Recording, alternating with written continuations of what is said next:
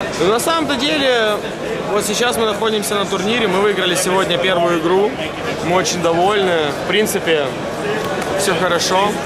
Завтра жесткая игра, мы уже где-то настраиваемся на игру с ЛДЛЦ, но все равно сейчас есть возможность немного релакснуть. Вот.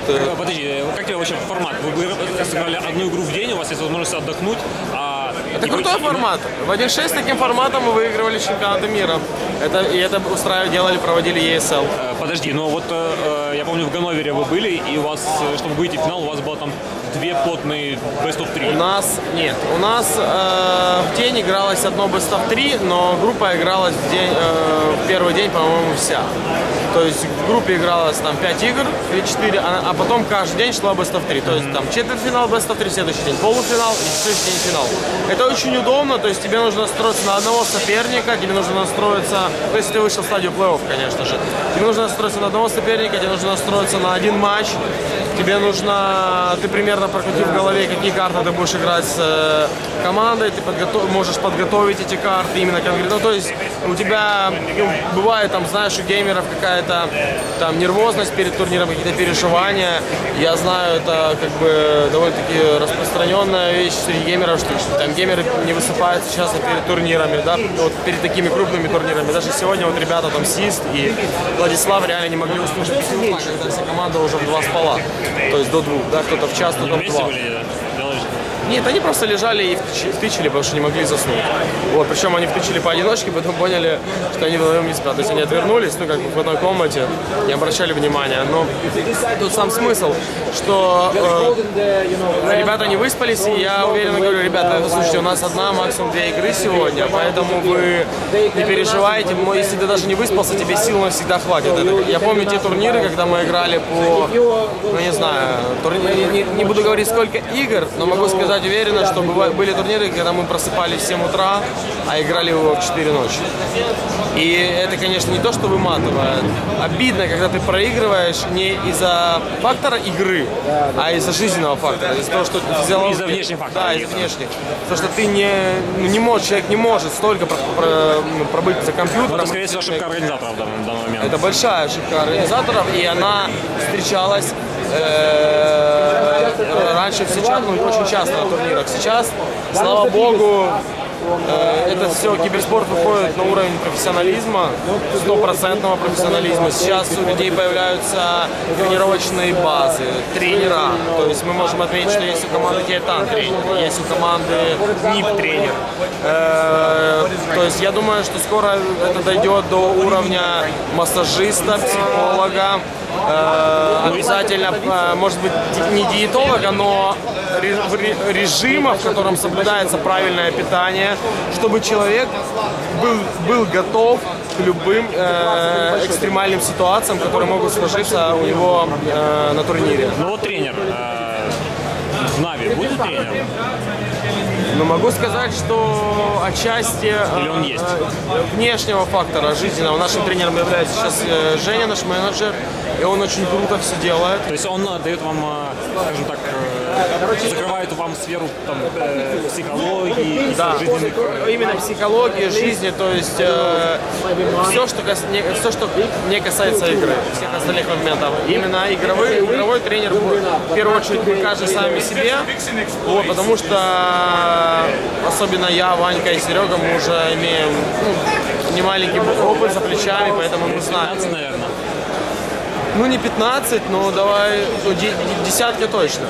11 лет, 11-12 лет есть уже. Да. И, ну, если говорить о профессиональной сцене, то это лет, конечно же, 7-8. И дальше это то, что, ну, каких-то именно конкретно уже игровых моментов уже являюсь, конечно же, тренером выступаю я, потому как я капитан, я не считаю, что нам нужен, дополнительный какой-то тренер, как другим командам. Но это никогда не помешает То есть человек, который будет... Аналитик, Человек, который будет изучать соперников, человек, который будет знать слабые места всегда соперников, человек, который будет вести статистику и всегда в какой-то момент может... то есть, к примеру, на этом турнире есть тайм-аут.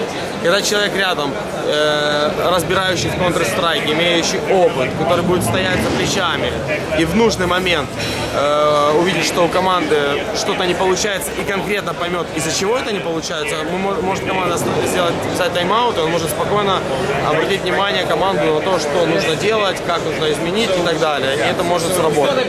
То есть на самом деле вот, по всем этим пунктам видно, что плюс увеличение призового фонда, очень солидное увеличение, плюс увеличение чего? Аудитория колоссальная уже. То есть мы видим, что с каждым днем она просто вот растет на глазах вообще. То есть геймеров все больше и больше. Сейчас вот здесь, вот эта толпа уже на моих глазах идет часа 4. 3-4 часа она не заканчивается. То есть, это один павильон.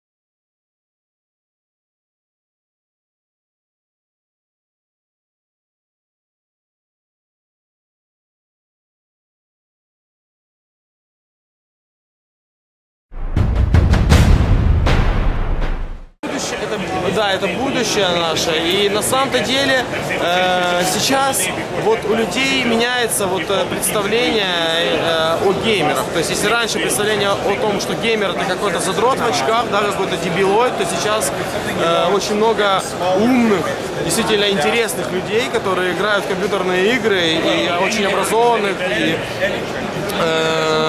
никакие они там и внешне имеют отличные качества и так далее. То есть никакие там не задроты. Поэтому все это выходит на действительно высокий уровень, на профессионализм. Нам остается только наблюдать и тех людей, которые... конечно же, есть люди, которые погрязли в компьютере, которые живут как зомби, но, извини меня, есть алкоголики, которые погрязли в водке, и они сидят также дома и пьют водку. То есть это в первую очередь зависит от человека. Если человек способен адекватно мыслить, знает, чего он хочет, то он уверенно может совмещать то есть и свой нормальный образ жизни, и киберспорт. Ну вот смотри, сейчас очень много пишут, я думаю, тебе тоже в контакт пишут, помоги пробиться в киберспорт. Я видел, Сенька даже делал целый выпуск на ютубе, посвященный этой теме, как пробиться. Я половину послушал, до конца не послушал. Но что бы ты посоветовал? Как бы ты молодых людей провел в киберспорт, так бы сказать? Конечно же, если бы говорить глобально, если сказать об этом глобально, то я бы вообще вот действительно давал шанс молодым, именно самим, в первую очередь, организация, которая дает возможность там, молодым командам развиваться, то есть сделать, там, к примеру, там, Na'Vi Junior, да, там, о котором уже давно идет речь, и я думаю, что в будущем оно к этому все и придет. Может быть, в ближайшем даже будущем. Но в первую очередь, когда ты даже собираешь Na'Vi Junior, из кого ты будешь выбирать? Как ты должен выбирать, да? Что нужно делать геймерам, чтобы их могли заметить? Это быть на виду. То есть все время тренироваться, все время участвовать в каких-то чемпионатах, онлайн-турнирах. То есть пытаться... Знакомиться с другими игроками. Обязательно знакомиться с другими игроками. К примеру, я поменял в какой-то момент 30 команд. Молодой, когда мне было там с возраста 15-16 лет, да. Я не могу сказать, что я кого-то подвел. И ни в коем случае не хотел и никогда не подводил кого-то в команде, то есть специально уходил или кого-то кикал. Я просто действительно анализировал и понимал, какие у меня цели, чего я хочу и что я для этого делаю, и что делают мои окружающие. То есть, когда у нас сейчас команда профессионалов, если 4 человека приходят и играют, тренируются, а один ничего не делает, то у 4 создается впечатление, что 5-му это не надо. И они задают вопрос ему, себе, ну, почему так? Это неправильно. То есть если работают в команде, должны работать 5 человек. Это очень важно. Поэтому, когда я видел, что у кого-то на первом месте идет учеба, работа, какие-то другие вещи, а у меня, я поставил себе цель, как какой-то малолетний маньячара, я действительно тогда был никаким не профессионалом, а просто задротом, который просто любил, которому просто нравилось играть и вообще вот быть в команде, участвовать на турнирах и идти вперед, все лучше и лучше. Мне это очень нравилось, меня это просто возбуждало, я не знаю, можно так сказать. И, соответственно... То есть вывод наверняка такой, это искать окружение, которое понимает твои которое мысли. приближено к тебе, да, самому себе. Которые имеют смежные цели. Да, вот именно когда ты находишь людей, с которыми тебе комфортно, с которыми вы идете к одной цели, вот тогда и создаются действительно настоящие команды. И как минимум с людьми, которые идут вперед, ты с ними будешь идти вперед, ты будешь прогрессировать, потому что вы все время будете что-то делать, вы будете развиваться. И в будущем, если так получится, что вы не будете вместе играть, то ты проведешь это время не зря. То есть ты получишь колоссальный опыт, ты возьмешь у этих людей их знания, передашь себе и пойдешь дальше вперед. Соответственно, в первую очередь нужно выбирать вот такой путь. Хорошо, а где играть? Где молодым людям показывать себя? Матчмейкинге, пожалуйста, ECA сервера. Плюс ко всему очень удобная система Steam Friends. То есть ты сыграл с чуваком, тебе понравилось с ним играть. Я, бывает, просто играю с ребятами. Миксы, матчмейкинги, просто захожу, ко мне заходят ребята, и мне кто-то просто симпатичен, как кто играет. Вот я с ним сыграл матчмейкинг, мне понравилось. И я ему говорю: братан, давайте я в друзья добавлю сам. То есть я ему предлагаю. Ему это очень за счастье, ему в кайф. То есть как бы он там в будущем может со мной всегда сыграть или предложить, и тоже иметь какую-то возможность развиваться и какую-то получает опыт. Вот. И также поступать остальным ребятам. То есть если тебе комфортнее, понравилось, вам прикольно общаться вместе. То есть круто, когда вы не только играете, а в будущем чем прикольно быть в команде. Почему я никогда не хотел играть. То есть я играл немного там и в Warcraft, и в StarCraft, и в Quake увлекался. То есть в Dota уже начал играть? Не, в Dota не играл. Ну, поиграл, но сейчас, допустим, уже очень редко могу сыграть.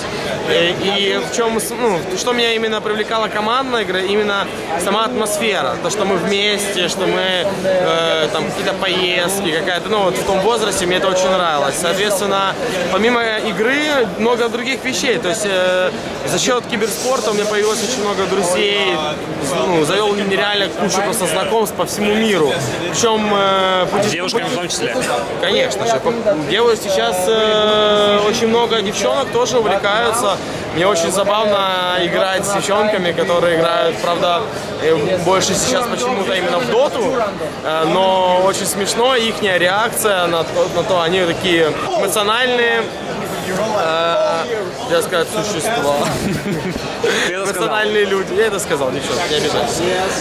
Эмоциональные люди, соответственно, очень смешно смотреть на эту реакцию. Сучка не убила. Куда? С матами, жестко это. Ну, это прикольно. Но, тем не менее, много пар есть у нас геймеров, которые заводят и отношения, и поженились в костюмах, там, я не знаю, в костюме панды Кунг-фу. Хорошо, такой вопрос. Ну, геймеры — это же такие асоциальные, в принципе, люди. Они больше проводят время за компьютером, и, соответственно, личной жизни может быть мало. Может быть, ее вообще нет.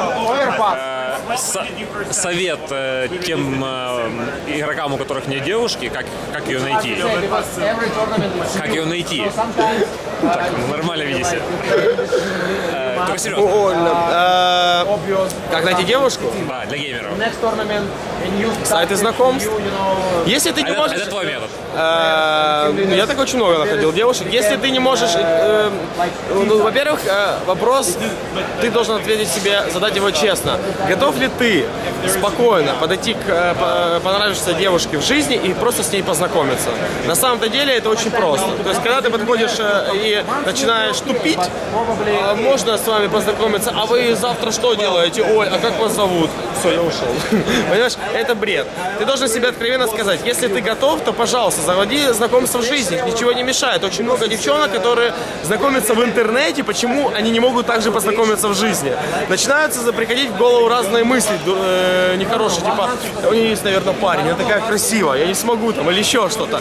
Соответственно, в этот момент ты все это передумаешь, в какой-то момент думаешь, нет, я не подойду. А до этого думал, да, сейчас подойду. И вот эти мысли, когда этих мыслей нет, то здесь вот она сразу. Вот только захотел, сразу подходишь, ничего не боишься, не делаешь. Уроки пикапа от Зевса, правило 3 секунд. Да, если девушка, у нее, во-первых, если у нее есть даже парень, она может с тобой просто познакомиться, не обязательно для каких-то отношений, а может быть просто красиво и хорошо пообщаться. Это общение не обязательно должно к чему-то привести. А если у вас сложится хорошее общение, и она, к примеру, одинока, то вы можете ее вечерком хорошо приутешить. Вот. Соответственно, это первый метод. Но так как геймеры часто сидят дома и большее время проводят за компьютером, большинство времени, то я бы советовал элементарно знакомиться в социальных сетях, на сайтах знакомств. Есть распространенный сайт, мой любимый, Mamba, вот, даешь свою анкету, ты должен понимать определенные пункты. Скажи, что это не реклама, это твое мнение. Это мое мнение. Понятно, что это не реклама этого сайта, мне он ничего не платит. Вот. Ну, можно также это делать ВКонтакте. То есть ты должен элементарно иметь какие-то там 5-6 фотографий приличных, да, где ты нормальный чувак. Также ты должен просто выбрать себе понравившуюся девушку и с ней начать общаться. Или тебе может одна не ответить, вторая, 10-я, но 20-я какая-нибудь ответит обязательно. Которая, ну, ты же не будешь писать всем подряд, ты выберешь именно тот список, который тебе понравился. И ты будешь общаться. Вопрос один здесь, лично у меня всегда был. Чего я хочу? Я хочу отношений или я хочу просто провести хорошо время на некоторый период этого времени с этим человеком? И все. У девушек, как правило, в голове чаще всего именно отношения. То есть они не хотят погулять и до свидания. Им хочется именно, чтобы были какие-то отношения, была романтика, была любовь. Вот, соответственно, вы сами говорите себе честно, чего вы хотите, и действуйте. Вот самое главное, то, что я убедился, что девушек не нужно обманывать, вот, говорить им, что нет, я тебя очень люблю, или не так, я хочу быть с тобой, при этом в голове иметь мысли, что я хочу с тобой только переспать, к примеру. То есть ты должен на самом деле, наоборот, они очень любят правду, только правду, которая их не будет обижать или задевать. То есть ту правду, которую они захотят услышать. Ты должен это почувствовать и сказать о том, что, эй, детка, мне с тобой просто классно. Давай пока будем вместе. А что будет впереди, я еще не знаю. Жизнь — это такая штука. Но сейчас мне с тобой очень хорошо. Ах, давай. Все. А в жизни, на самом деле, так оно и есть. Поэтому не нужно лишних слов. Будьте проще. Девочки любят простых ребят. Не нужно понтов, не нужно ничего лишнего. Это самое главное. А когда девушка узнает, что вы геймер, и при этом геймер, но вы будете ей понравитесь до этой информации, то она подумает о том, что геймеры не такие-то плохие ребята. Вот, поэтому быть геймером, иметь девчонку и развиваться идти вперед, это круто. Хорошо, сейчас сделаем небольшую паузу, мы поздороваемся с Морицем. Come on, Морец! У тебя прекрасные глаза. Isaac, hello. Hey, How are you? very good. How are you? Finally. Yeah. And every time I see you filming, it takes 1 hour. 1 hour interview. It's already 27 minutes. I've been standing here for 27 minutes. Sorry. Are you still recording? Yeah. Okay, it's pause now.